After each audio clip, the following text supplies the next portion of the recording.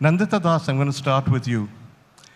You were, when you burst on the scene, regarded as possibly the finest actress of your generation. Commercial cinema chased you. You had a huge, huge career ahead of you in art cinema. But you made what, 2 films in the last 10 years? Instead, you've shifted to direction, which seems to be a real passion. So tell us about that choice. I stumbled upon acting, so it was, neither a dream or an ambition. And I'd done my master's in social work, and I was working with NGOs, and I was quite happy with it.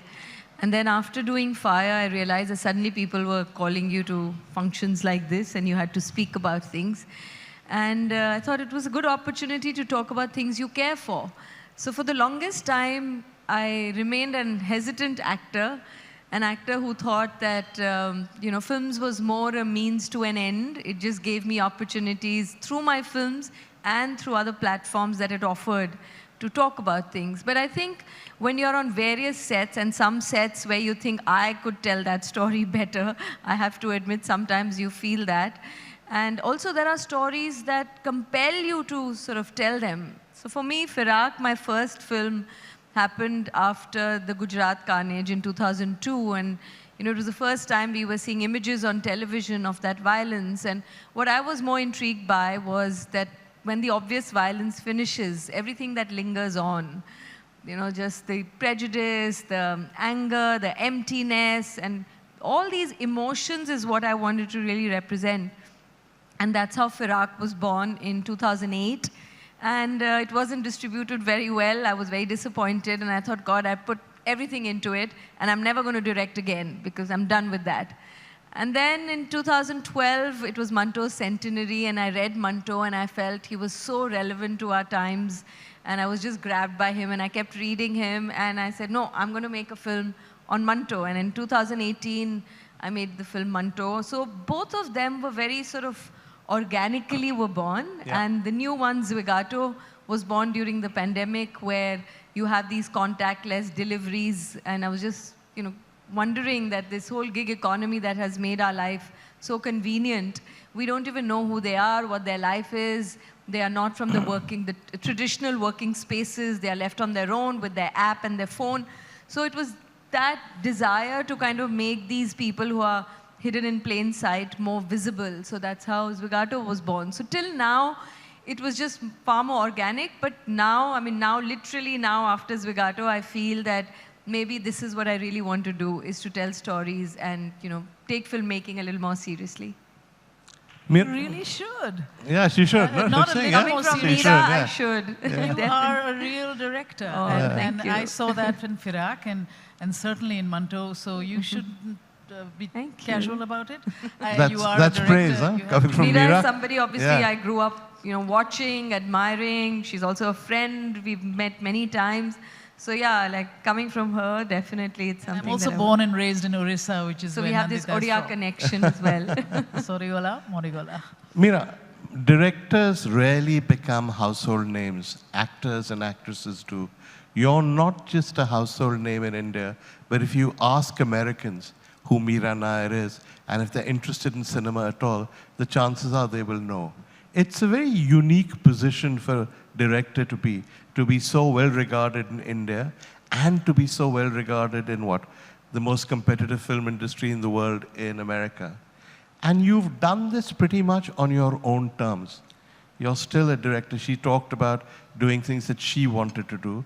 And you, like Nandita, have done things that you want to do. And your canvas has been pretty much the whole world, because you've made films everywhere from Africa to India to America to other places as well. So when you started out, was this what you wanted to do? No, I began as an actor, actually. Really? Also, I began as a stage actor, and I grew up in Orissa. I was born in Rourkela, and then lived in Bhubaneswar for most of my life. My father was a civil servant.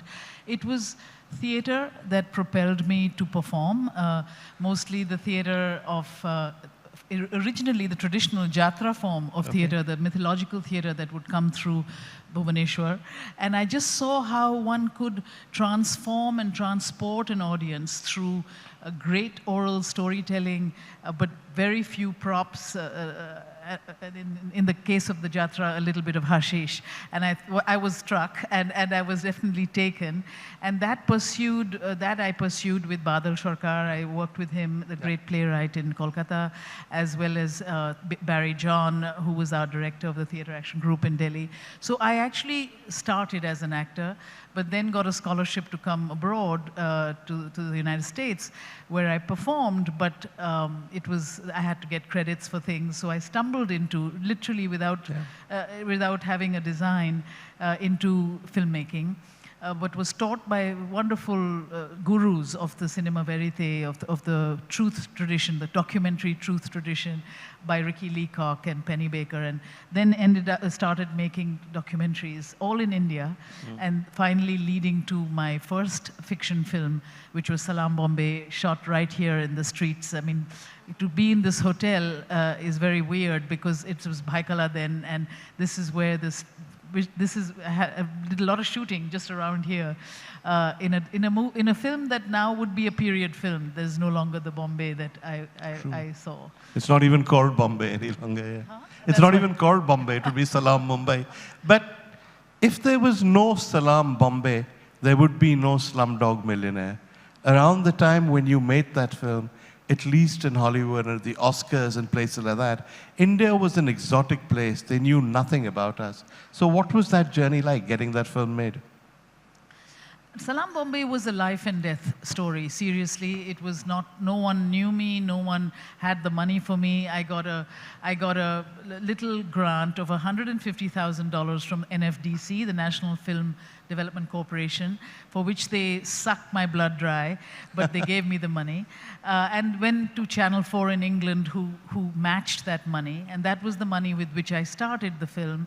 But the point was that I didn't want to apologize for the cinema. I didn't want to say I'm from the third world and that's why it looks out of focus and that's why it does this. I blew the entire 300,000 on 35mm cameras, on great diffusion, good lighting, but on the streets with street children. So, but having no money really to finish the film in post-production, which is where the French came in. I would shoot in the morning, and at night I would raise money on the phone because Europe was still 6 hours waking up. And that is how we made that film. It was really difficult, and I never knew from one day to the next whether I would be shooting, but we did. It was 52. There's a line at the end of the film, no guts, no glory, 52 locations, 52 days. What problem? No problem, which is what the kids would tell me. And so that was, I mean, like brutal, but also beautiful, because I got to tell it exactly my way, and also had the great stewardship and collaboration from my wonderful writer and close friend, Suni Tarapurwala, whose The Streets of Bombay are her beat. She's the Bombay wala, I'm the Delhi wala. So, you know, it was a very extraordinary film that we finished. And then we went to Cannes. I had never been to a feature film festival before, but they had invited it. And there we won all the prizes, and thankfully one prize, the Camera d'Or, came with $50,000, which was the exact amount of debt that I had on my head after that film. But the beautiful thing about that film, which doesn't happen often, was the question that I had before making film, like Nandita said earlier to me, like, can art change the world? Can we do with our work something that makes you think of the world differently? And for me, Salam Bombay was a way always from the first day to honor street children, to give them back a childhood that they had fled from, but not to just clean them up and give them dinner and then forget about them. And so we formed from the profits of the film Salam Balak Trust, which is still thriving today, 38 some years later, a foundation for street kids. We have several centers for street kids. We house, we educate. We've brought the arts in a big way to Salam Balak Trust. So our kids are puppeteers, our writers, our screenwriters, our performers, as well as going to regular school. And that's extraordinary to change the government policy actually on street kids so many years later. So it's actually something I told Danny Boyle, the director of Slumdog, to get involved with us, because it's not easy to set up these things. We have staff of about 180 social workers now at Salam Balak Trust. He didn't do that route, but it's a route that we've proven has worked, and it really has changed their lives. It's made a difference, right? Yeah. Absolutely. Nandita, I wanted to talk about the new movie because I was fascinated by what you said, that we live in this convenience economy where things are delivered to our door. And sometimes we believe it happens by magic. Of course it doesn't happen by magic. There are real people who do it, and we don't even think about them. Now it intrigues me that you made a film on that, and the casting intrigues me even more. So tell us about it. Yeah, in fact, before people ask me about the film, they are like, how come you took Kapil Sharma? Exactly. You know, a comedian in your kind of a film.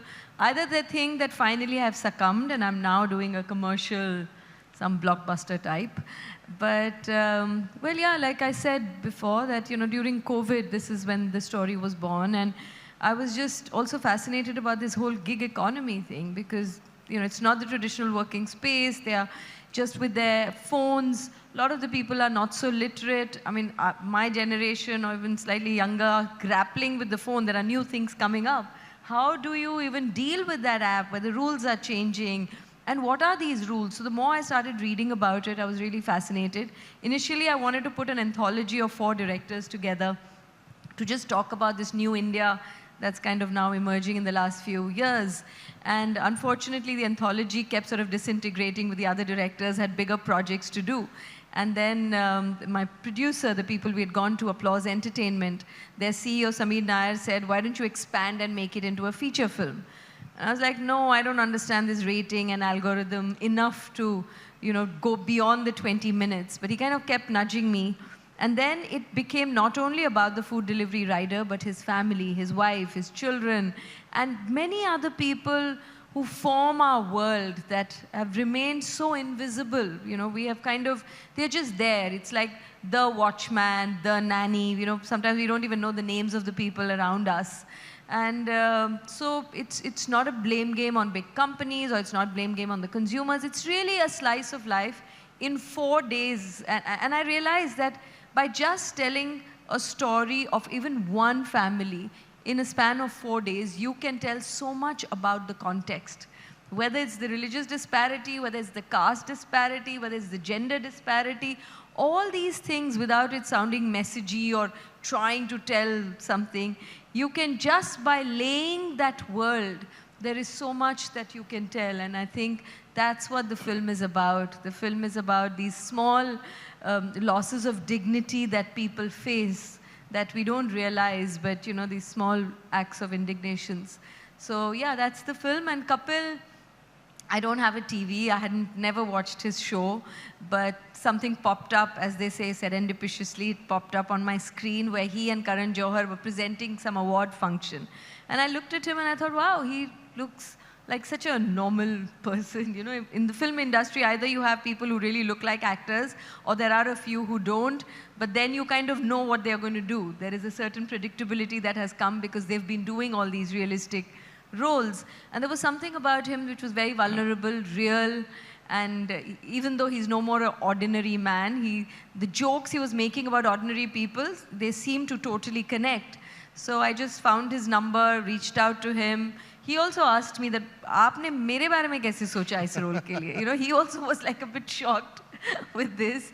And yeah, then we did a few rehearsals, and I said, I have to take out the Punjabiness out of you because you're supposed to come from Jharkhand.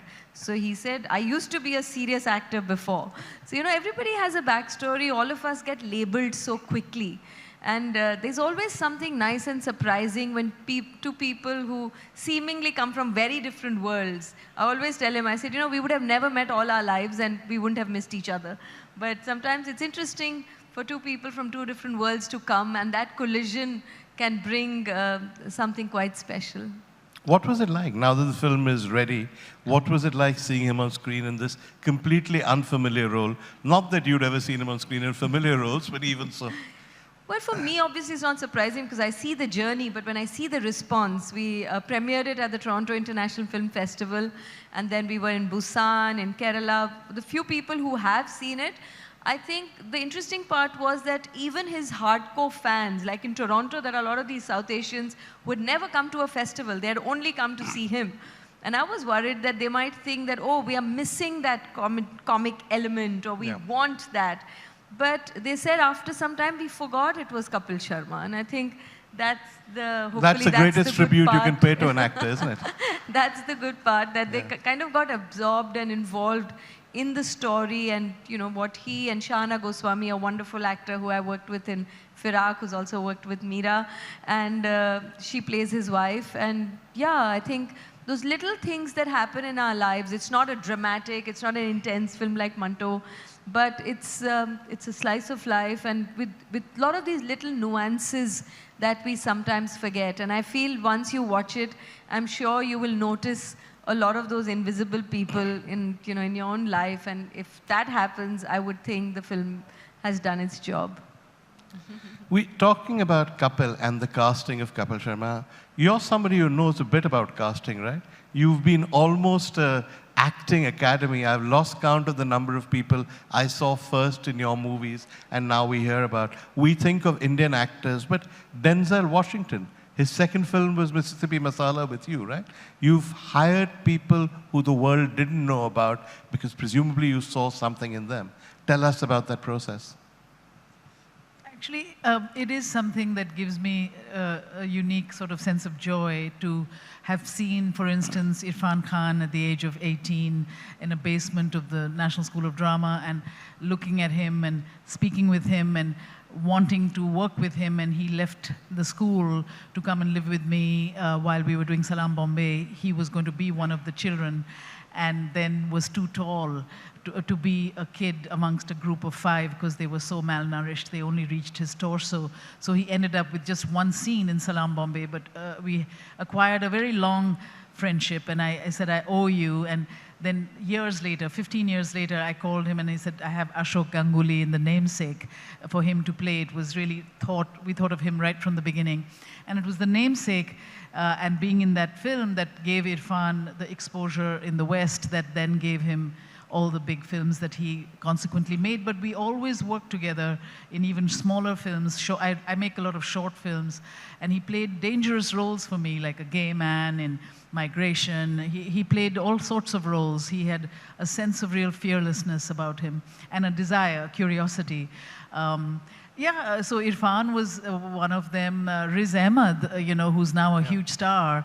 I was in The Reluctant Fundamentalist, one of my films. Again, it was one of his first international film.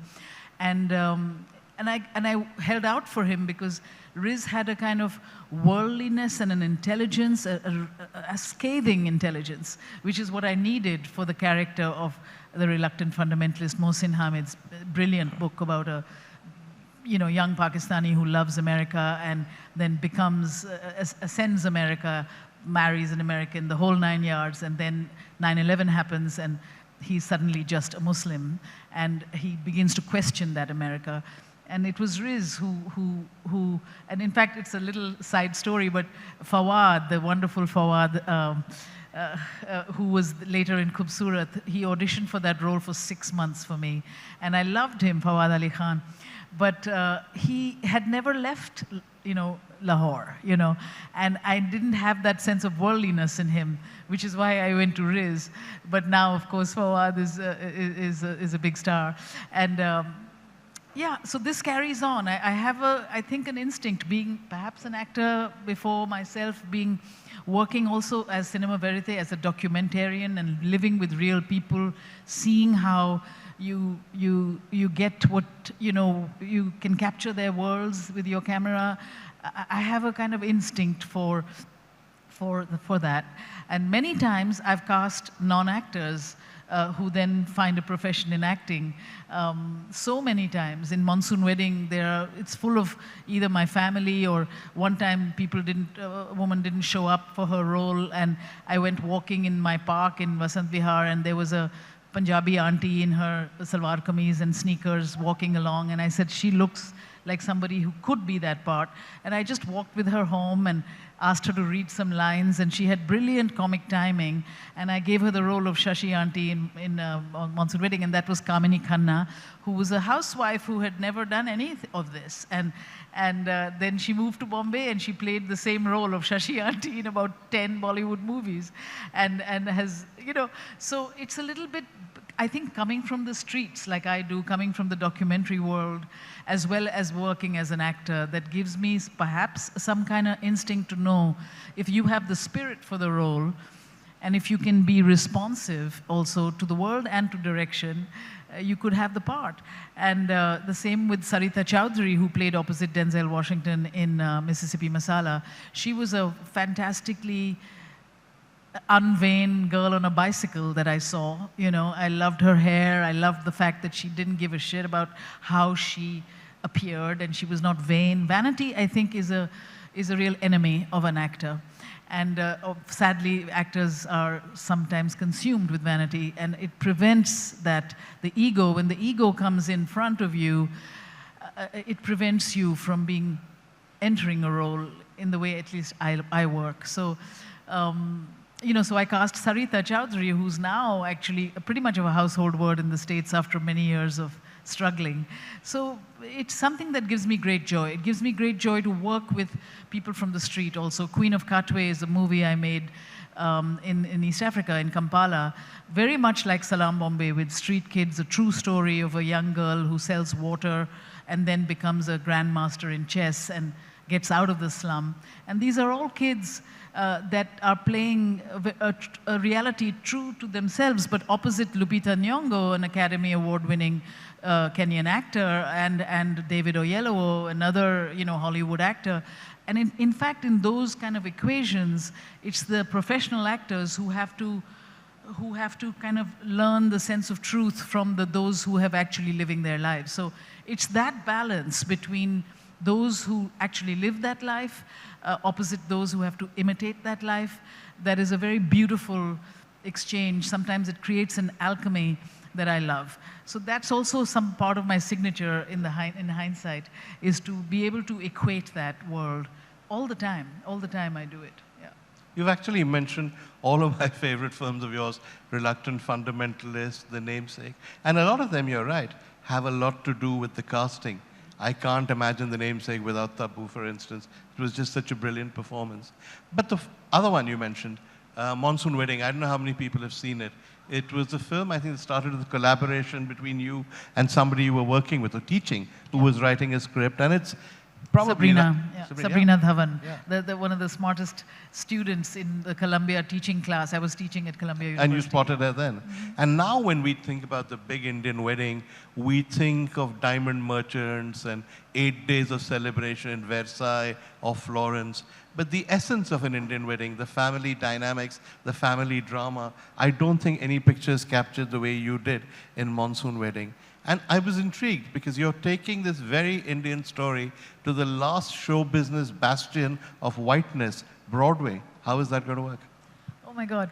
Yes, so I spent the last 12 years creating a big Broadway-bound musical of Monsoon Wedding, which is now going to open on the 13th of May in New York City, first off-Broadway, and then we hope to be on Broadway by the end of the year.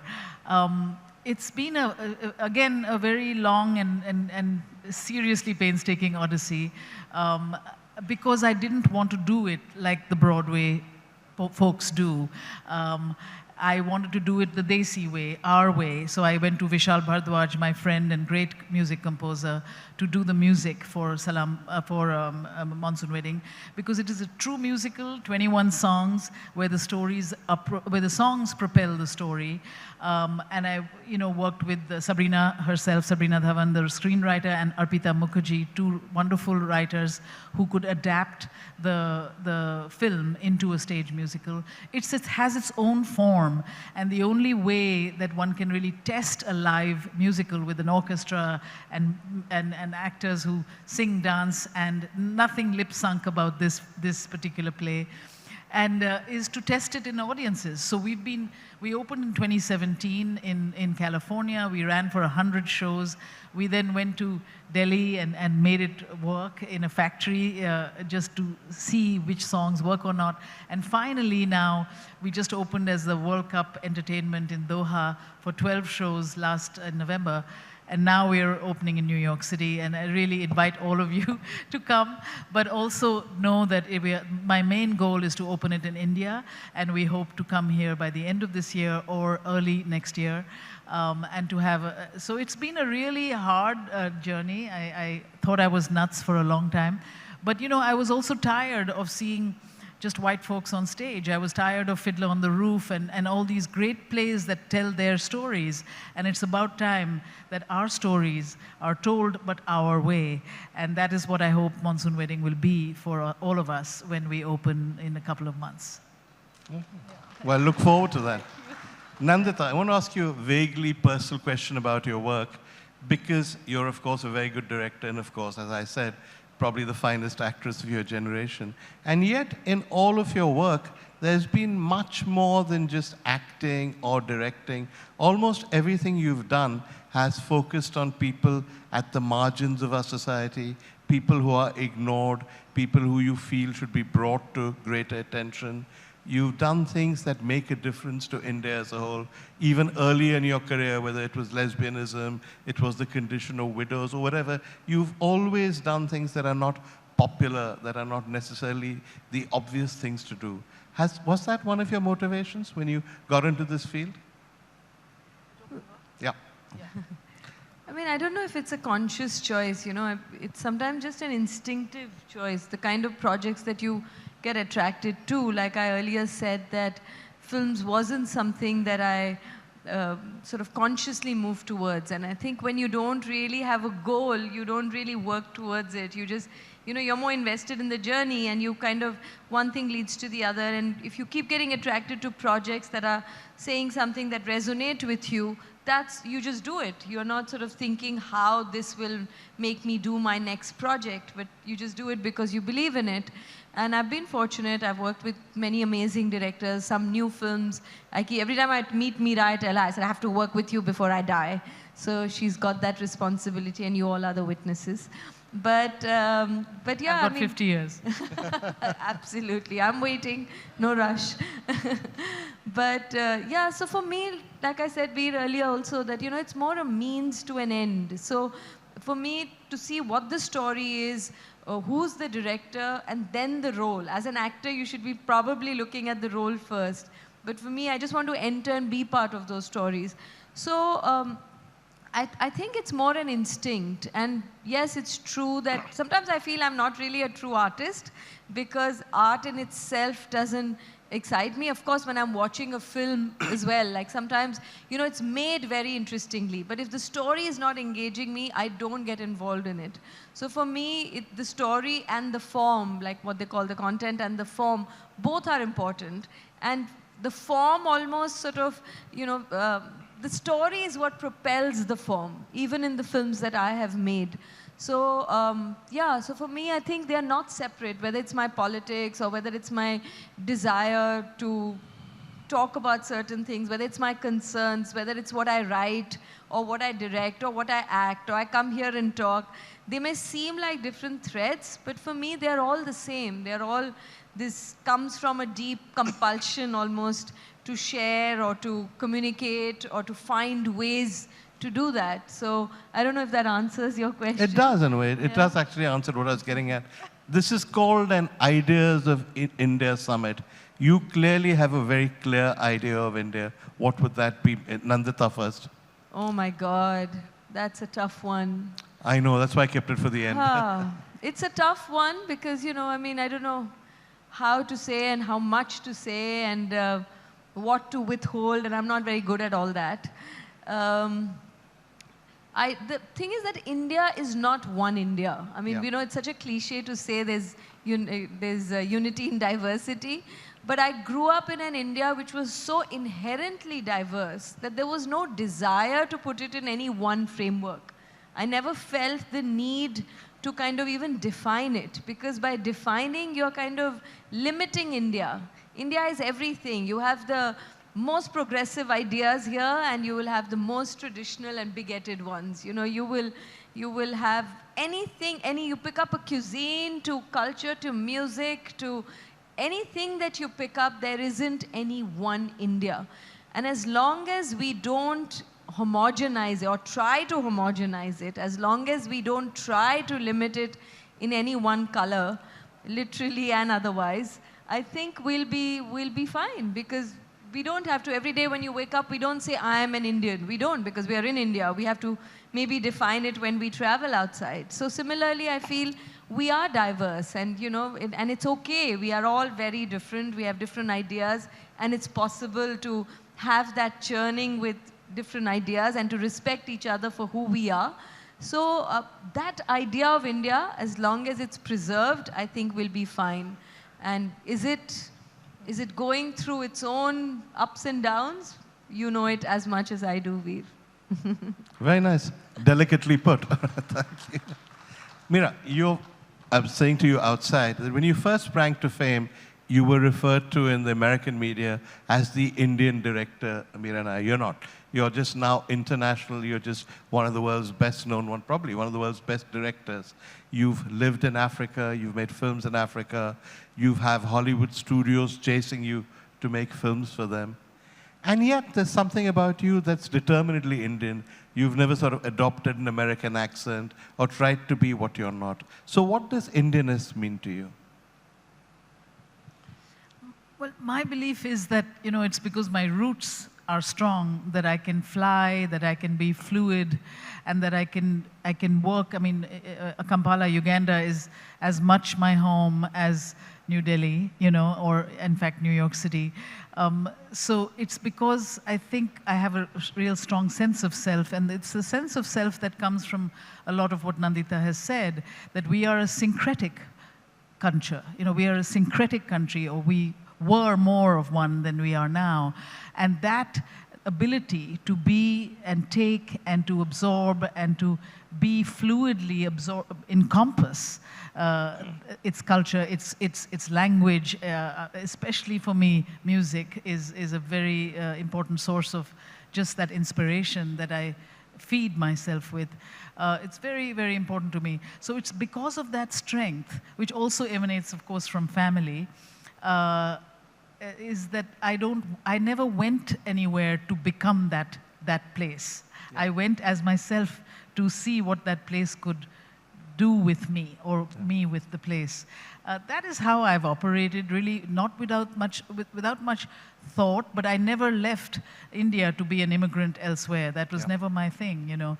And I think that has manifested in my work. You know, I always tell whoever wants to learn with me, is like, just refuse to pander, refuse to explain what the dot on the forehead might mean. Your story has to reveal these things, not to pander to what they don't know. You know, call them to your plate, educate them as you are manifesting your own vision. You know, that's what I try and do, and I think that fierceness of being independent in vision is perhaps what people see in my work, you know, and therefore when you want to have me, by the way, the Hollywood studios don't chase me.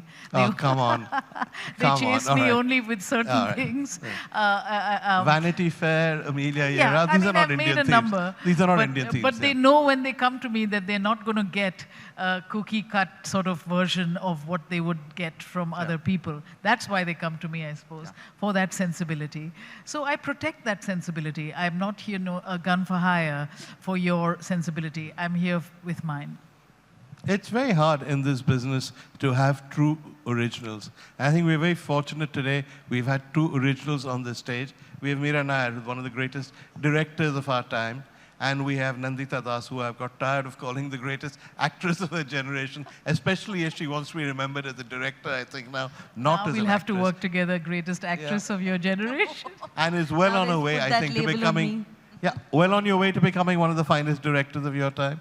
Please go and see her movie. It's out now, right? No, it's going to be out. Zwigato is out on 17th of March. Thanks, Is it- Veer, for is- plugging that I was in. going to tell you to plug it. Is Jaldi it in se. cinemas or is it streaming?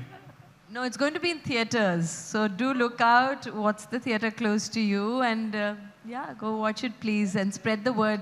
You know, independent cinema like this does need audiences. And I think in absolute numbers, we are enough of us who care about what's happening around us and, you know, want to watch such films. And Monsoon Wedding later this year, or Yeah, Monsoon Wedding opens in New York City on the 13th of May this year, 2 months. And then we hope to bring it to India end of this year or early next year. Oh. And then I'll be going into my next film on Amrita Shergill in September this year, shooting it. Yeah. wow, It's going to okay. be amazing. Lots to look forward to. Two very remarkable people. A big hand for them. Thank you so much. Thank you. Thank you, Veer.